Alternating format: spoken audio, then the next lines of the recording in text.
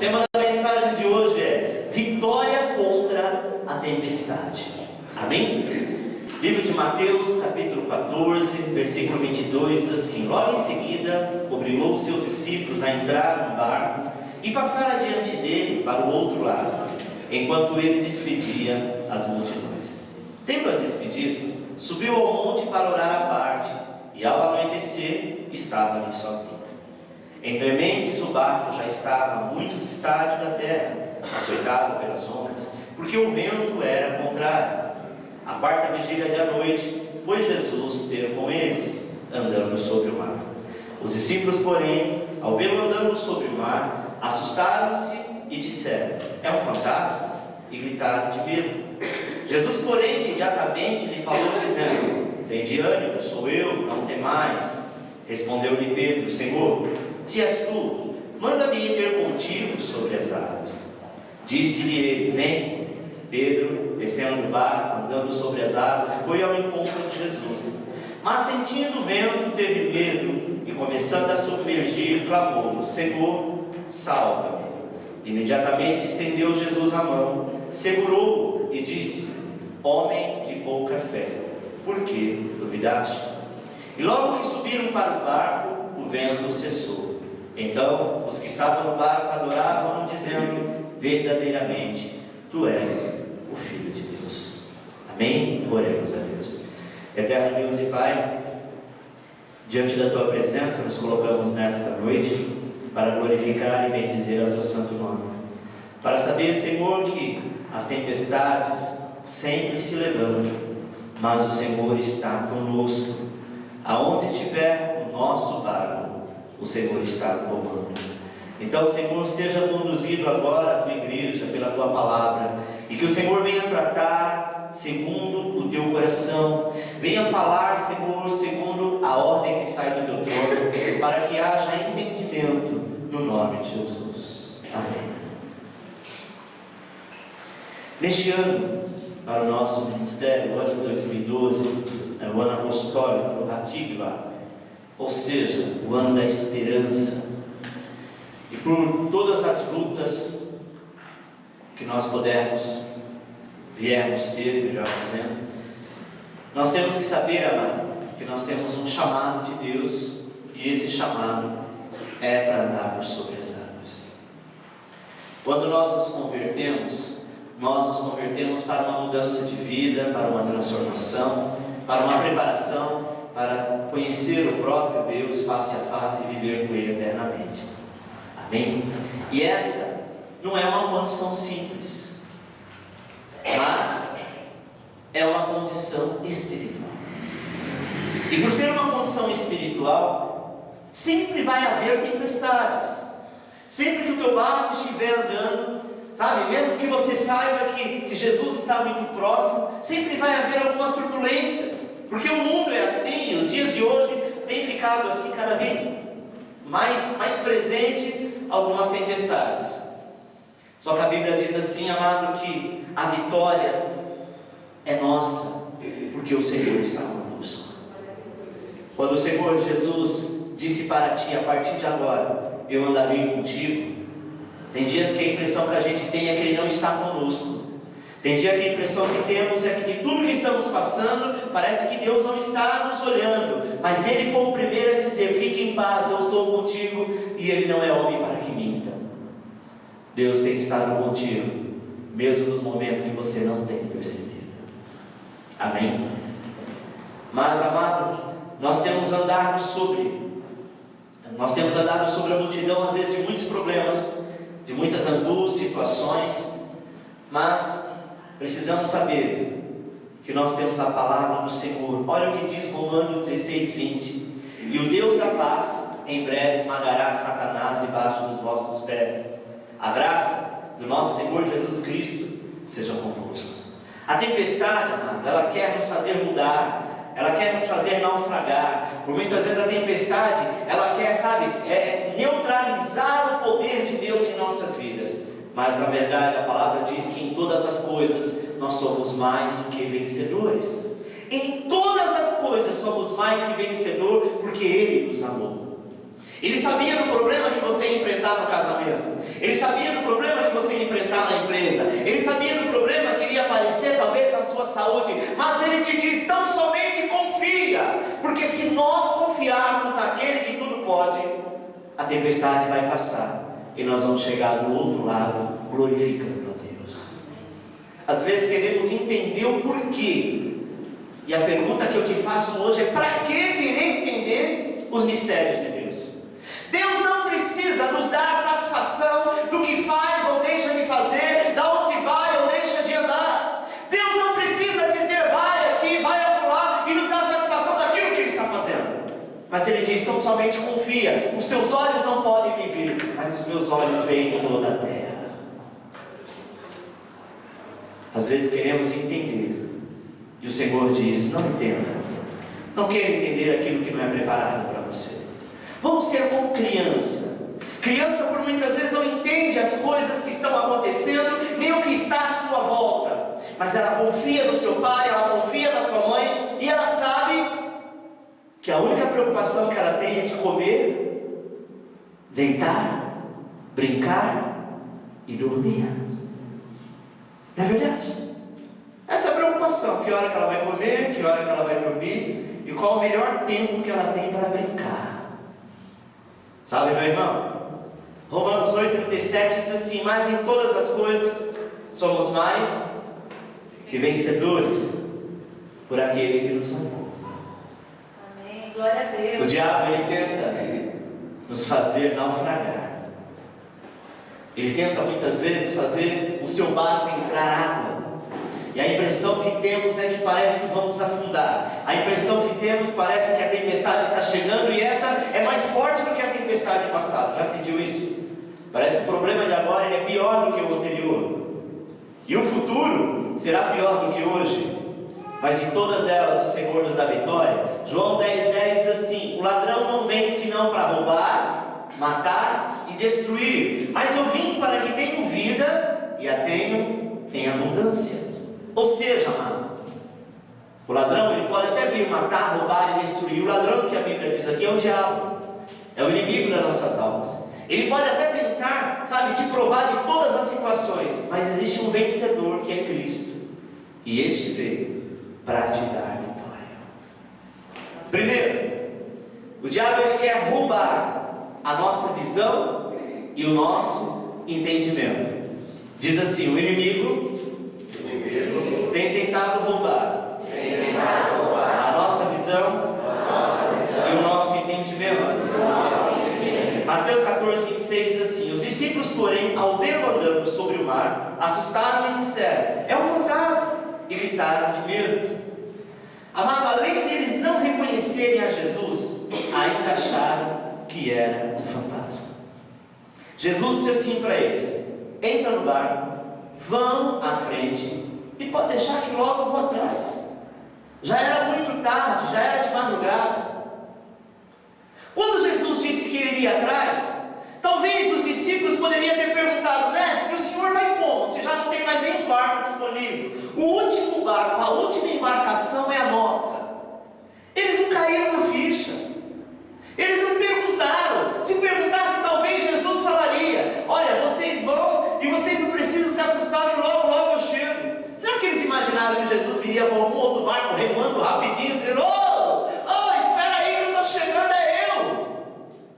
Deus é aquele que nos surpreende. Quando nós estamos caminhando de um jeito, Deus já está lá na nossa frente, já programando todas as coisas para te abençoar. Eles entraram no barco porque afinal de contas eles estavam cansados. Sabe, irmão? Tinha sido um dia muito estressante, tinha sido um dia de muita correria, de muita pressão. Eles estavam, não via a hora de encostar em algum lugar e dormir e descansar. Amém ali atrás? Depois vê fantasmas.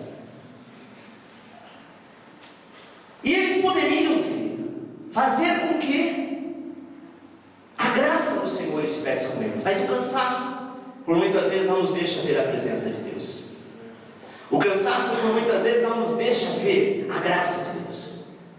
E quando eles viram que Jesus estava vindo atrás, porque Jesus cumpriu, se ele disse: pode ir que eu vou atrás, pode ir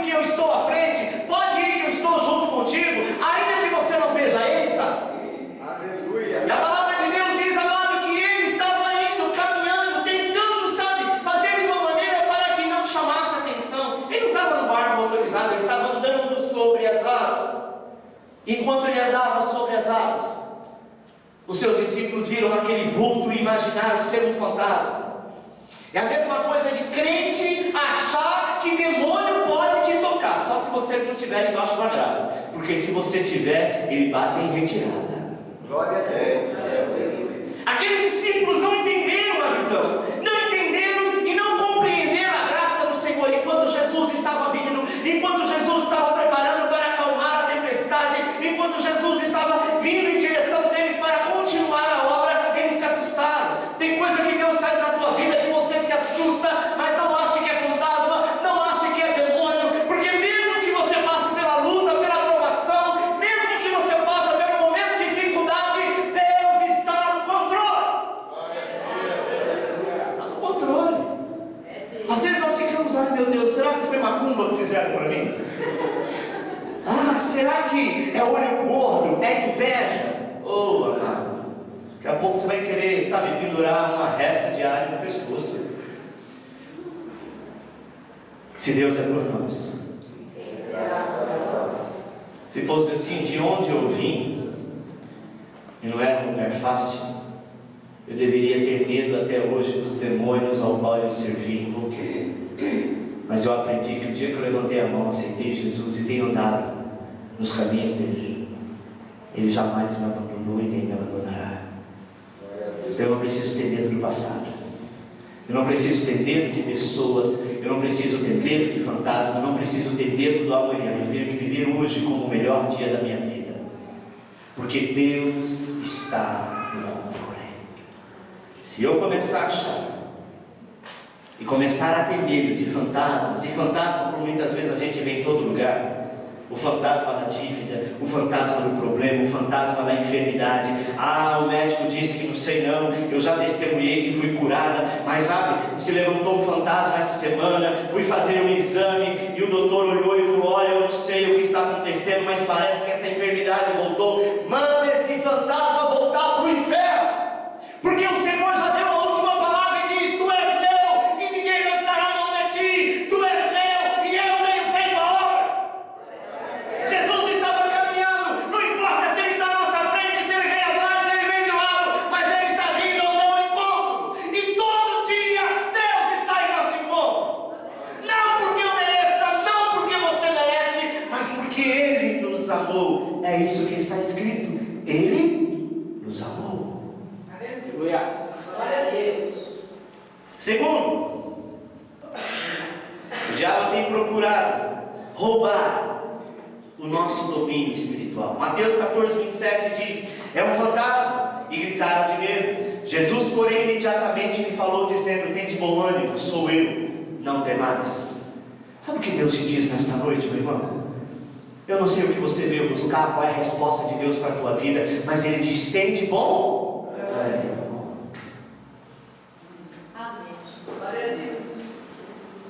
Sabe o que o Senhor, lá no livro de Josué, capítulo 1, a partir do versículo 9, Ele disse para Josué, Josué, meu servo Moisés é morto, e dentre todos eu escolhi você, não temais, tem de bom ânimo, porque da mesma coisa, a mesma maneira que eu fui com Moisés, eu serei contigo. E ele, o texto nos relata que ele fala várias vezes, não temais e tende bom ânimo.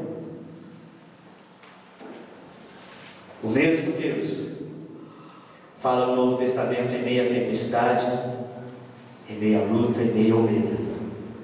Tende bom ânimo. Você vai precisar se animar um pouco mais. Não é hora de dizer, ah Senhor, eu não sei, eu estou desanimado, eu estou desgostoso, eu estou triste, não sei, eu tenho orado, mas parece que Deus não está me ouvindo, eu não tenho mais, sabe, me sentido tão em paz, eu estou angustiado. Tem de bom ânimo. As tempestades virão sim, vai tentar trazer, sabe, algumas situações ao qual você se entristece, vai tentar roubar o teu ânimo, vai tentar roubar o domínio espiritual que você tem. Esta é a função do inimigo. O medo, sabe, havia dominado aqueles discípulos, pois por mais que eles estavam ali dia a dia com o Senhor, é como se o racionalismo daqueles pescadores julgava ser uma cena impossível. Eles viram Jesus fazer tanta coisa, eles não conseguiram imaginar que Jesus poderia andar sobre as águas. Eles não poderiam imaginar que Jesus poderia estar naquela hora, eles imaginaram qualquer outra coisa. E às vezes, quando Deus está trabalhando a nossa vida, nós não conseguimos imaginar que é Deus. E sim, damos legalidade ao diabo. Foi o diabo que fez. Essa enfermidade é do capeta. Tudo é do capeta, nada é dele, tudo é do Senhor. E tudo é para a glória do nome dele. Amém. Jesus, quando disse para aquelas duas irmãs, sabe, Marta e Maria, ele diz: a morte de Lázaro não é para ninguém ficar chorando, é para a glória do nome do Senhor. E vocês vão ver. E Lázaro ressuscitou. Tem coisas, amado, que aparentemente é para o nosso choro hoje, mas amanhã a alegria do Senhor será a tua força. Terceiro, o diabo tem roubado a nossa fé através das evidências. Mateus 14:30 diz assim: mas sentindo o vento, teve medo, e começando a submergir, clamou: Senhor, salva. Enquanto Pedro creu, ele estava vivendo o sobrenatural. Pedro ouviu o Senhor e disse: Senhor, se é o Senhor mesmo que está vindo, não é um fantasma, então faz o seguinte: ordene que eu vá até o Senhor e eu irei. O Senhor disse: então vem, pode vir. Pedro saiu do barco, talvez colocou o pé assim na água para sentir, a textura da água. E a Bíblia diz, amado, que aquele homem então se coloca de pé sobre a água. Naquele momento, ele olhando para Jesus, ele começou a viver o sobrenatural. Quando ele olha para aquelas águas e sente que ele estava realmente em pé sobre as águas, desafiando a lei da física, ele começa a andar em direção a Jesus. E quando ele vai, andando em direção a Jesus, o que acontece? A Bíblia diz que vem um vento contrário. E quando vem um vento contrário, ele começou a ficar com medo, porque as águas começaram a balançar. E ele, sobre as águas, começou a sentir que as águas estavam movimentando. E o medo dele era que aquele momento do vento gerasse a tempestade e ele viesse morrer. Agora para um pouco e pense. Imagina Jesus chamando uma pessoa: vem cá, você vai me servir. Vem, eu te faço tacos sobre as águas. Aí quando você está no trajeto de chegar até Jesus, acontece um acidente de uma tempestade. Que Deus é esse que deixa você afogar, se foi Ele que mandou você? Às vezes nós ficamos assim: mas será que é da vontade de Deus? Caramba, até aqui Deus tem sido contigo e você ainda tem perguntado: será que é da vontade dele? Será que Deus vai me abençoar, pastor? Será que Deus vai ouvir a minha oração? Se Ele ouviu tanta, será que de um tempo para cá Ele ficou surdo? E não consegue mais te ouvir? E se Ele não ouvir a específica oração que você está fazendo, Ele não vai deixar você na mão. Ele vai fazer você entender por que Ele não vai ouvir, por que Ele não vai fazer, e vai te trazer algo melhor. Porque Deus não nos substitui algo que nós queremos por algo inferior. É sempre melhor. Amém? Mas nós precisamos confiar. Porque quando ele começou, amado, a olhar no vento, a Bíblia diz que ele começou a tubiar a tua fé. E ele começou a afundar. Naquele exato momento ele grita: Jesus, tem misericórdia, salva-me. Jesus estende as mãos e o levanta. A Bíblia não diz que Jesus saiu correndo sobre as águas porque a distância era grande. A Bíblia não diz que Jesus se assustou, falou: ai caramba, agora eu errei na dose, eu acho que eu fui longe demais. Ele sabia todas as coisas. Jesus só permitiu que a tempestade chegasse quando Pedro estivesse perto, à distância de um braço. Quando a tempestade chegar na tua vida, é porque o Senhor está muito perto, a ponto, se você afundar, Ele estende as mãos para te tirar de lá. A ponto de você não suportar, Ele te tira do meio das águas e te coloca em pé. O texto para aqui, mas nós entendemos que quando Jesus tira Pedro de dentro da água, começando a afundar, é possível que Ele abraça Pedro e continua andando com Pedro até chegar no barco. Sabe, meu irmão, o Senhor está de braços dados contigo. O momento que a sua fé começou a afundar, o momento que você começou a tubiar, a ficar com medo, a ficar olhando para a tempestade,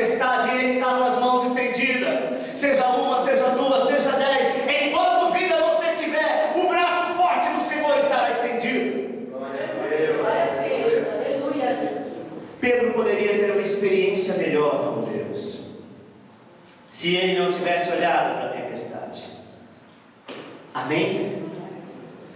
Para vencer a tempestade, é preciso, primeiro, é preciso guardar o nosso coração. Provérbios 4:23 diz: guarda com toda a diligência o teu coração, porque dele procede as fontes da vida. Amém, meu irmão? Dele procede toda a procedência, toda a fonte da vida. Seja honesto, tenha uma vida de santidade, de compromisso. Não deixe seus sentimentos te dominar. Você só pode vencer a tempestade se o teu coração estiver pleno do poder de Deus. Senhor, mas todo mundo faz. Mas se todo mundo faz, eu vou fazer. Você não é todo mundo. Você é alguém especial que o Senhor bradou, o céu chamou você pelo teu nome. E é tão provável isso que cada dia Ele tem te dado vida. Cada dia Ele tem se manifestado, mesmo que você não conhece, mesmo que você não perceba. Deus um dia me chamou. E eu acredito que todo o nosso chamado é desde antes mesmo da consumação do mundo, o Senhor já tinha te chamado. Só que algumas pessoas ouvem e outras não. E mesmo pelo todo o caminho que eu passei, por tudo aquilo que eu vivi, o dia que eu ouvi a voz do Senhor, o meu coração ouviu a voz do Senhor, a minha história mudou como a sua também. Sabe, meu irmão? E nós precisamos ser coerentes. Não importa que os outros façam errado. Eu tenho que fazer certo, porque eu vou prestar conta com Deus. Amém? E quando nós fazemos assim, Deus não deixa a tempestade, sabe, roubar. Não deixa o seu coração ficar ferido, mas deixa o seu coração forte o bastante para ser vencedor. Amém? Deus é contigo. Deixa eu te contar uma frase que veio ao meu coração hoje. Eu estava louvando a Deus e Deus colocou esta frase no meu coração. Eu achei muito interessante. Que o verdadeiro cristão não morre, ele amadurece. E eu disse: Senhor, por que amadurece? O Senhor disse: porque quando está no ponto exato, eu colho para o teu jardim. Amém? Segundo, é preciso ter um sentimento diferenciado. Salmo 1, versículo 1 diz assim: bem-aventurado o homem que não anda segundo o conselho dos ímpios, mas se detém no caminho, e nem se detém no caminho dos pecadores, e nem se assenta à roda dos escarnecedores. Antes, tem o seu prazer na lei do Senhor, e na sua lei medita de dia e de noite. Amém? Enquanto, amado, todos temeram, Pedro ousou sair do barco.